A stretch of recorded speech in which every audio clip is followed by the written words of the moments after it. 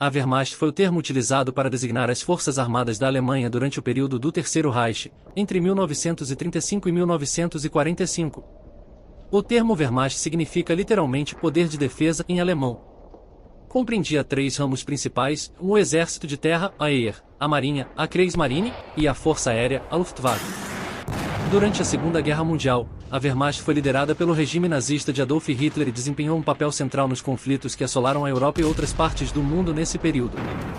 As suas operações militares foram marcadas por uma série de campanhas de conquista que inicialmente tiveram sucesso, como a invasão da Polônia, França, e a Blitzkrieg contra outros países europeus.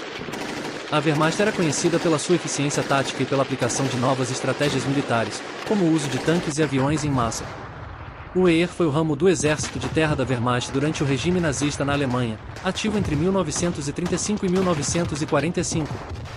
Sob o comando de Adolf Hitler e seus generais, o Heer desempenhou um papel crucial nas campanhas militares da Segunda Guerra Mundial, desde as primeiras invasões até a defesa final do território alemão. Organização e estrutura. O exército alemão, ou Heer, era composto por várias unidades especializadas e formações que variavam em tamanho e função, desde divisões de infantaria convencionais até unidades de tanques altamente móveis.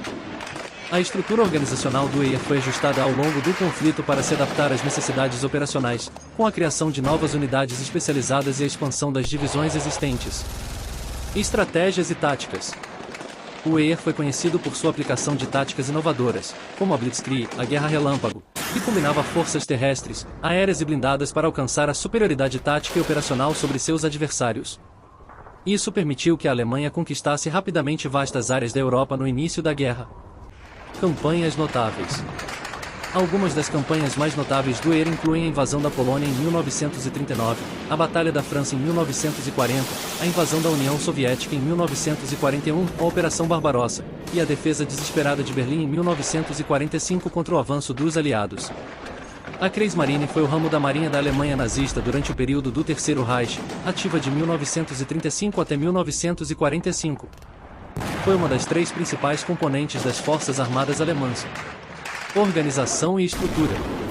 A Kriegsmarine foi organizada e equipada para operar em águas costeiras e oceânicas, com uma variedade de navios de guerra que incluíam encouraçados, cruzadores, destroyers, submarinos ou U-boats, e outros tipos de embarcações. Foi comandada por almirantes como Erich Raeder e Karl Dönitz ao longo da guerra. Operações e campanhas. Durante os primeiros anos da Segunda Guerra Mundial, a Kriegsmarine teve um papel significativo na Blitzkrieg, a Guerra Relâmpago, apoiando as campanhas terrestres através de operações navais e de bloqueio. A Batalha do Atlântico foi uma das campanhas mais prolongadas e vitais, onde os submarinos alemães, a U-boats, tentaram cortar as linhas de suprimento dos aliados. Submarinos, a U-boats. Os U-boats foram uma das armas mais temidas da Kriegsmarine, sendo usados para atacar o comércio marítimo aliado, especialmente os comboios, a convoys, que transportavam suprimentos vitais para a Grã-Bretanha e outros países aliados. Suas operações eram conhecidas pela eficiência e pela capacidade de infligir perdas significativas à marinha mercante dos aliados. Operações no Mar Mediterrâneo e Mar Negro. Além do Atlântico, a Kriegsmarine também esteve envolvida em operações no Mar Mediterrâneo, apoiando as forças do eixo na campanha na África do Norte e em outros teatros de guerra. No Mar Negro, colaborou com a Marinha da Romênia e outras forças do eixo contra a União Soviética.